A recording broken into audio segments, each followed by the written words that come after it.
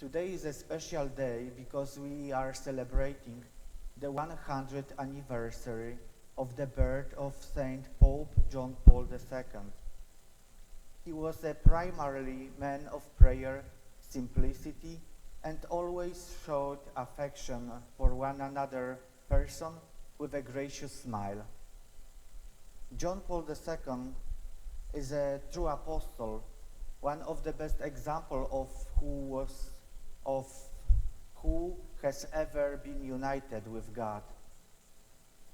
From the beginning of his life to his death, he testified of the love he had for God.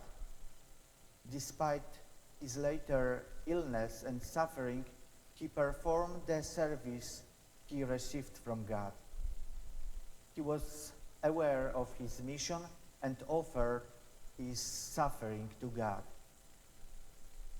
From today's gospel, we learn that Jesus never hid the truth of suffering, of that as his disciples, they also suffered. He did not hide the fact that there would be a split among the followers. Saint John Paul II, when he visited individual countries, never hesitated to proclaim God's word. He always thought that sometimes it was uncomfortable for the word to hear. When it was necessary to stand on the side of those in need and suffering, he was always with them. God is faithful in love for men, and the best example is the Saint John Paul II.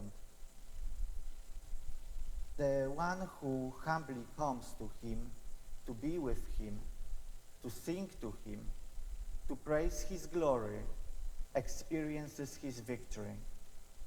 He doesn't even have to ask as long as he comes to him in true humility. Jesus, you know us and our lives. Sometimes you are torn, divided, and even broken.